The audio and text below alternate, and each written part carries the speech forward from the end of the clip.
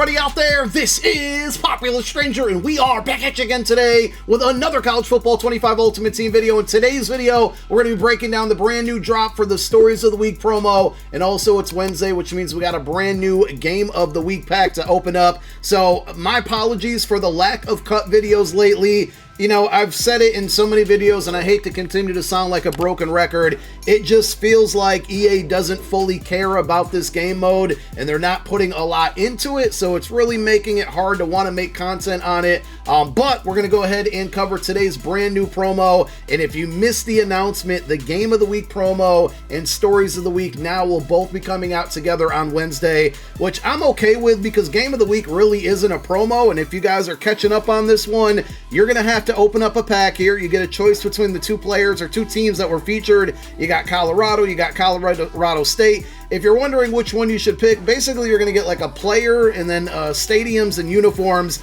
for whenever you pick. You know, in this case, you probably want to go with Colorado in case you get lucky and like pull a Travis Hunter or something. The likelihood of that happening is going to be very, very small. But you know what? We got an elite. We got an 84 overall out of ours, so that's actually not too bad. These cards don't really sell for much these days. If this was a month and a half ago, I'd be rich right now. But that's basically half of the promo. The other half is within the welcome pack. You're going to get a Game of the Week token, and you want to collect these every single week because you can add them into the Game of the Week champion set. And once you get, I think it's 18 of them? No, 12 of them. I don't know where I got 18 from. My apologies there. Once you get to 12 of them, you can trade those in for a free 92 overall. We don't know who that player is going to be just yet, but it's important to log in every week to get these because, like, if you missed last week's, you can't get that one anymore. At least that's my understanding from the promo. So if you're kind of not playing this game mode much lately, maybe because of Madden Ultimate Team or you're playing offline Dynasty or something else, at least make sure you log in once a week on Wednesday, typically in the afternoon, so you can get these Game of the Week tokens. In case you come back to the game,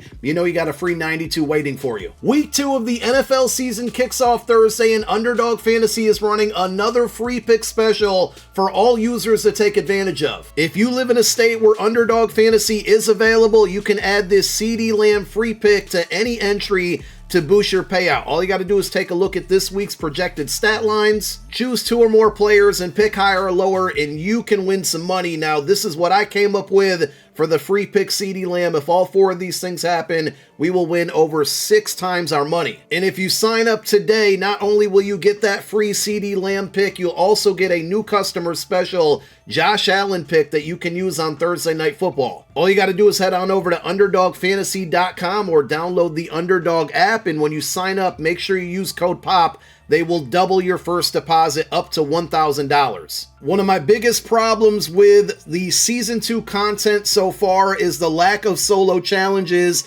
and at this point, even with new Stories of the Week content, and we get the College Kickoff promo on Fridays, we got the Game of the Week promo, which gives you that welcome pack. The only new solos that we are seem to be getting every week right now are going to be the Legend solos. And, you know, the College Kickoff promo is probably going to run through the entire season, so we have several weeks of that. Same thing with Game of the Week. This actually might be the only solo sequence that updates on a weekly basis, and even the Legend solos aren't extremely rewarding, so they're really missing their mark here for the offline experience and the no money spent guys. I mean, you do have your solo seasons that you can play through, and every day, excluding I think Sunday, they feature a new conference, but the rewards within here are minimal. I think the All-American rewards are pretty good. This is also a great playground to go out there and knock out any type of objectives that you might need to complete within the challenges section of your Season 2 Field Pass. That's another thing, just the lack of Field Passes compared to Madden Ultimate Team. You basically got one that you can grind through. Will everybody get as lucky as others? I mean, there are some pretty good free pack rewards in here, and some people have gotten some amazing pulls out of these,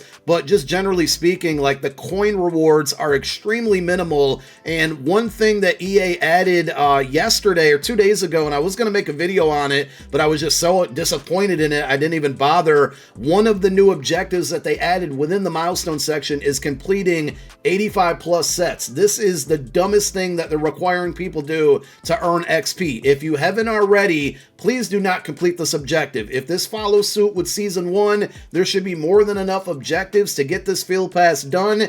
This is probably going to cost you more coins than it's going to make you, and at the end of the day, 7,500 Season 2 XP is not going to be worth the amount of coins you're probably spending to complete an 85 plus set. So please stay far away from those, unless you're doing something like the college kickoff sets that are unique to the team that you pick within the welcome pack. Stay far away from these. Just looking through the field pass, I don't even think the program weekly tab, and the word is program weekly emphasized here, I don't even think this one updated with a new Field Phenoms player objective, which is the Stories of the Week content drop that we got today. So let's go ahead and talk about that. Last week, the cards were actually pretty good, and I'm going to say again, this week, they're pretty solid as well, which is funny because prior to the last 2 weeks, I think the Stories of the Week promo was like the biggest letdown promo every single week. So it's good to see that the cards that are getting built off of performances from this last weekend's games are actually pretty good in-game. So the LTD 89 overall outside linebacker, Makai Gabor, 86 speed, 87 acceleration, 85 strength, block shed 83, power move 87. The finesse move is really low. I'm going to assume they didn't really give him good coverage attributes. 77 zones, not terrible. 65 man is. So I don't see this card being overly expensive because it just feels similar to a lot of other outside linebackers that we have in the game with the speed and the pass rush attributes and the strength and acceleration. So nothing special about this one, but it could end up being a pretty good rental option, being the LTD's quick sell for 175K. If he's somewhere around like 300K or so, good rental option. I think the champions are pretty solid as well. They just simply will not give us an 89 speed running back. So that's going to continue to keep Judkins one of the best cards in the game until they do so. But this Ontario Brown from NIU, pretty good card, 88 speed, 88 break tackle, 90 trucking. The only thing that's really low is the agility and the catching. He is a power back archetype. Change of direction isn't great as well. And it seems like we've been getting a lot of power backs lately. So if that's your style of play, this is a really good card. And we talked about it on Friday with College Kickoff. They finally gave us a cornerback, but it was not a good cornerback. It was not an LTD finally, but we got another one here. Darian Porter from Iowa State. Not only do we have a non-LTD cornerback, they actually gave him good speed, and he's 6'4". So we got 6'4", 88 speed, 90 man, 80 zone. If you play a lot of zone, might not be good for you, but if you play man coverage, this is the one. 82 press, 89 acceleration, 87 agility. This card might kind of bring me back to the game mode because this is a card I would love to have on my team. That, and we have a brand new QB number 1. Allow me to be excited for a little while. I'm a Syracuse fan. You can probably see behind me, it says Go Orange. We got a brand new Kyle McCord card. This should have been an 88 or an 89 overall, but that's okay because the way he's been cooking so far to start out the season, he's going to have more cards on the way. I'll probably still use this one. It's not going to be better than a lot of quarterbacks out there, but it's also going to be fairly inexpensive. 75 speed, slow in this game compared to most quarterbacks, the elite quarterbacks in the game, but this game mode plays a lot faster than Madden, so we might be able to make it work with the 75 speed. I wish his throw power was a little bit better. Only 84 there. His accuracies all hit that 85 plus threshold, so I'm going to give this card a try just because I'm a Syracuse fan, and I'm happy that he got a card based off of his performance because he's had a really good 2 weeks to start out the season. Now we just have to wait for that Aronde Gadsden card. Outside of getting lucky with packs or buying them off the auction house, if you want any of the 88 overall cards that came out today, your best shot is completing this set, which requires 4 86 overall players. And remember, unlike Madden Ultimate Team, you don't get your choice. It's not a fantasy pack. It's not player specific. You're going to get a random 88. You could get last week's cards, which weren't terrible.